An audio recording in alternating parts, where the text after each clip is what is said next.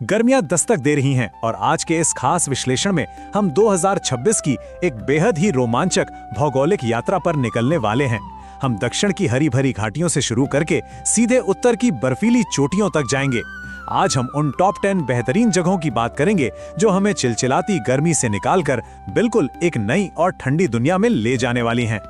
जरा सोचिए, मई और जून की वो झुलसा देने वाली गर्मी, जब बाहर का तापमान 40 डिग्री को पार कर जाता है। घर से बाहर कदम रखना भी किसी सजा से कम नहीं लगता, है ना? अब एक पल के लिए आंखें बंद कीजिए और इसकी तुलना उन ठंडी हवाओं, बर्फ से ढके ऊंचे पहाड़ों और देवदार के घने जंगलों से कीजिए। 40 डिग्री के उस टॉर्चर से दूर जो राहत की सांस पहाड़ों में मिलती है, वही हमारी आज की इस चर्चा का फोकस है। भाग 1, दक्षिण और पश्चिम की घाटियां, यानी लोनावाला और ऊटी की धुंध भरी पहाड़ियां। अब देखिए हमारे पास कितने शानदार और अलग-अलग तरह के ऑप्शंस मौजूद हैं। एक तरफ आपके पास 20 से 22 डिग्री के सुखद मौसम वाला लोनावला है, जो सह्याद्री की पहाड़ियों में एक बेहतरीन वीकेंड एडवेंचर है, और दूसरी तरफ है 15 से 25 डिग्री वाली ऊटी, जिसे पहाड़ों की रानी भी कहते हैं, जहां चाय की खुशबू और नीलगिरी की एक बहुत ही समृद्ध विरासत आपका इंतजार कर रही है। लोनावाला का मतलब सिर्फ हरियाली और झरने नहीं हैं, यहाँ का इतिहास भी बहुत गहरा है। 2000 साल पुरानी कार्ला गुफाओं की शांति से लेकर पावना लेक के किनारे तारों की छांव में कैंपिंग करने तक, यहाँ का अनुभव एकदम कमाल का है। और अगर किसी को एडवेंचर का शौक है तो डेला पार्क में जिप लाइनिंग और एटीवी राइड्स का रोमांच तो खैर एक अलग ही लेवल पर है। और अगर आप ऊटी की तरफ रुख करते हैं तो जरा 1908 की उस ऐतिहासिक नीलगिरी टॉय ट्रेन में सफर करने की कल्पना कीजिए। 5 घंटे का यह सफर किसी फिल्म के सीन से कम नहीं लगता। जब वो ट्रेन 16 अलग अलग सुरंगों और 250 पुलों से होकर गुजरती है और 15 डिग्री की ठंडी हवा आपके चेहरे को छूती है, तो वो विशाल चाय के बागान एक अलग ही जादू बिखेरते हैं। भाग 2, पूर्व के सुंदर नजारे, दार्जिलिंग और सिक्किम की प्राकृतिक ऊंचाई। अब हम चलते हैं थोड़ा और पूरब की तरफ। दार्जिलिंग तो खैर अपने आप में एक अलग ही एहसास है। टाइगर हिल पर सुबह सुबह हिमालय के पीछे से उगते सूरज को देखना और फिर ताजी दार्जिलिंग चाय की चुस्कियों के साथ उन पहाड़ों को निहारना, सच मानिए ये नज़ारा आपकी सारी थकान और तनाव को एक पल में दूर कर देता है। सिक्किम की बात करें तो जो चीज़ सबसे ज़्यादा इंप्रेस करती है वो है यहाँ की बेदाग प्रकृति और बेहतरीन सिविक प्लानिंग। खासतौर पर गंगटोक का एमजी रोड, जो पूरी तरह से गाड़ियों से मुक्त है, और सिक्किम का वो नियम कि ये राज्य पूरी तरह से प्लास्टिक मुक्त है। ये देखकर वाकई गर्व होता है कि प्रकृति को कितने शानदार तरीके से सहेजा जा सकता है। और जब आप सिक्किम की ऊंचाइयों पर पहुंचते हैं तो नज़ारे बिल्कुल बदल जाते हैं। 17,800 फीट की हैरान कर देने वाली ऊंचाई पर स्थित गुरु डोंगमार लेक को देखकर आप बस अचंभित रह जाएंगे। इसका पवित्र क्रिस्टल क्लियर पानी और आसपास की वो गहरी शांति, ये एक ऐसा अनुभव है जिसे शब्दों में बयां करना सच में बहुत मुश्किल है। भाग 3, हिमाचल की अद्भुत सुंदरता, शिमला, मनाली और स्पीति घाटी का अल्पाइन आकर्षण।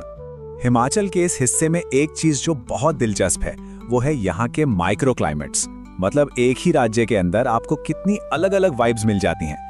एक तरफ 15 से 25 डिग्री वाला वो क्लासिक औपनिवेशिक विरासत वाला शिमला है, तो दूसरी तरफ सीधा 3 से 12 डिग्री वाला ट्रांस हिमालयन स्पीति। मनाली में तो एडवेंचर का लेवल ही अलग है। जरा सोचिए, सोलांग वैली में पैराग्लाइडिंग करते हुए हवा में उड़ने का वो थ्रिल, और उसके ठीक बाद वशिष्ठ के प्राकृतिक गर्म पानी के झरनों में रिलैक्स करना।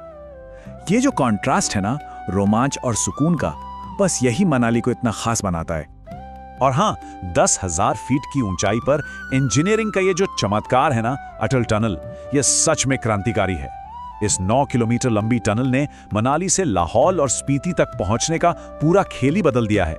जो रोहतांग दर्रा पार करने में कभी 5 घंटे लगते थे, वो सफर अब महज 10 मिनट का रह गया है। अटल टनल पार करते ही आप पहुंच जाते हैं स्पीति घाटी, जिसे प्यार से छोटा तिब्बत भी कहते हैं। यहाँ का नजारा देखकर आपको ऐसा लगेगा जैसे आप किसी दूसरे ग्रह पर आ गए हों। वो गहरा नीला आसमान और 13,668 फीट की ऊंचाई पर खड़ी 1000 साल पुरानी की मॉनेस्ट्री। सबसे बड़ी हैरानी तो लांगजा गांव में होती है, जहां आज भी पहाड़ों के बीच लाखों साल पुराने समुद्री जीवाश्म मिल जाते हैं। भाग 4, स्वर्ग की ओर, सबसे ऊंची चोटियां, भारतीय समर ट्रैवल के अनमोल रत्न। अब हम बात करते हैं उत्तराखंड के मुनस्यारी की। इसका तो नाम ही है बर्फ वाली जगह। इसकी सबसे बड़ी खूबी है इसका पूरी तरह से अछूता होना। ये कमर्शियल टूरिज्म की भीड़-भाड़ से बहुत दूर है। जब सुबह सुबह यहाँ पंचाचोली की 5 चोटियों पर सूर्य की पहली सुनहरी किरणें पड़ती हैं ना, वो नज़ारा आपको पूरी तरह मंत्र मुग्ध कर देता है।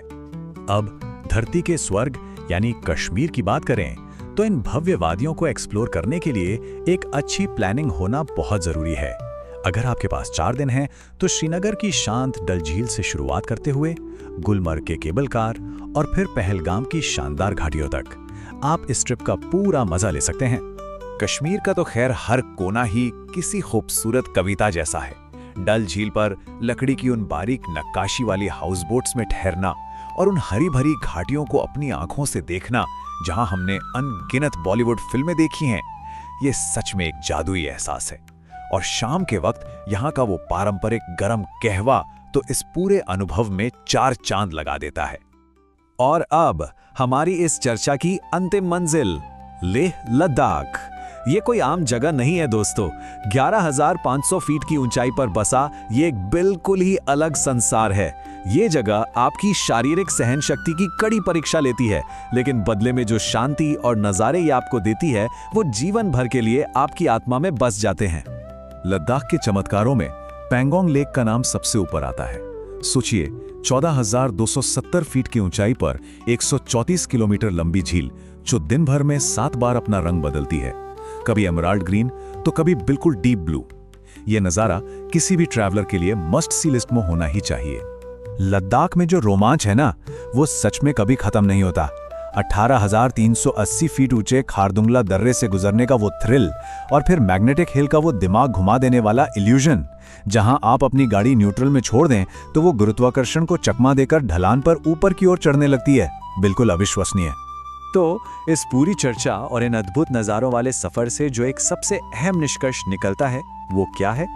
लोनावाला के 20 डिग्री से लेकर स्पीति और लद्दाख के 3 डिग्री वाले रेगिस्तानों तक इतनी अधिक ऊंचाई और तापमान में इस बड़े बदलाव के लिए आपकी बॉडी का एक्लिमेटाइजेशन यानी अनुकूलन बहुत ज़रूरी है। इन ऊंचाइयों पर जाने के लिए लेयर्ड कपड़े पहनना और सेहत का ध्यान रखना सबसे ज़्यादा अहम है। कहा जाता है ना कि पहाड़ बुला रहे हैं, तो पहाड़ों की ये पुकार सिर्फ एक ट्रिप के लिए नहीं है, बल्कि भीषण गर्मी और तपते मैदानों के बीच हिमालय के बर्फीले स्वर्ग में खुद को तरोताजा करने का एक शानदार मौका है। तो दोस्तों, इतने सारे बेहतरीन विकल्पों और कमाल की जानकारियों के बाद अब आपके मन में जरूर ये सवाल आ रहा होगा कि इस गर्मी की तपिश से बचने के लिए अगली ट्रिप कहाँ की प्लान की जाए? ऊटी के शांत चाय बागानों की या लद्दाख की उन रहस्यमयी बर्फीली ऊंचाइयों की? पहाड़ों की वो शांति आपका इंतजार कर रही है। सोचने के लिए वाकई बहुत कुछ है। चलिए मिलते हैं आपसे अगले विश्लेषण में।